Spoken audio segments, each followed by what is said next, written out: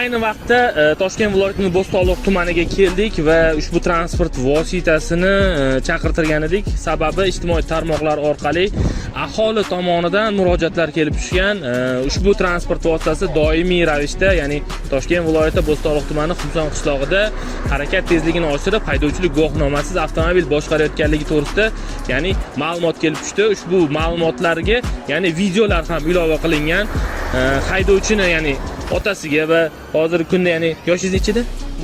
17 da bo'lgan, ya'ni fuqaroyimiz bilan tegishli profilaktik suhbatlar o'tkazdik. Yoshim 17 da dedingiz. Qaysi maktabda o'qiysiz? 54-maktabda o'qiyman. Bo'stonliq tumanidagi. Nega haydovchilik guvohnomasidan olmasdan avtomobil boshqaryapsiz? O'zi qiziqish bo'lardi, endi shunchalik tez haydamasdi. Endi bu ish bir marta bo'ldi, boshqa qaytarmaydigan. Mana ko'rib turganimizdek, Instagram profilingizga doimiy ravishda shu narsalarni qo'yib borar ekansizda. Doimiy emas. Mana endi bir emas, hozir kamida 4 ta video bor-da menda. Masalan, menda 4 ta videomiz bor.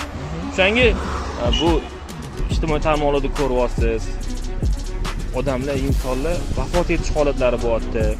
Masalan, o'sha 17 yosh, 16 yoshli o'quvchilarni, maktab o'quvchilarini mashina boshqarishda vafot etish holatlari bo'lyapti. Mayli, siz hech narsa qilmasiz, lekin kimnidir farzandini urib yorsangiz nima bo'ladi? To'g'rimi? Bu narsani o'ylaysiz. Ukangiz bormi?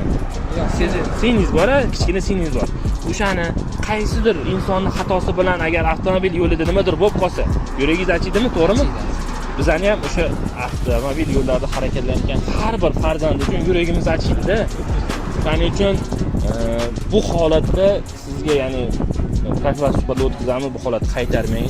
Nafaqat o'zingiz, balki atrofingdagi insonlarni ham hayotiga nima qilish mumkin.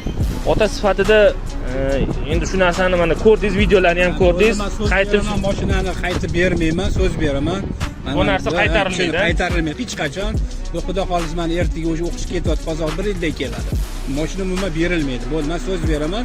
Agar nobod yana bir marta ko'rsanglar, mana bemalol jarima maydoniga qo'yib, nima qilsanglar, men roziman. Ayni vaqtda transport vositasini haydovchiga nisbatan O'zbekiston Respublikasi Ma'muriy javobgarlik to'g'risidagi kodeksining 135-moddasi, ya'ni tegishli haydovchilik guvohnomasiga ega bo'lmasdan avtomobil boshqarganligi uchun ma'muriy bayonnoma rasmiylashtirilib, avtomobil vaqtinchalik jarima maydoniga qo'yiladi.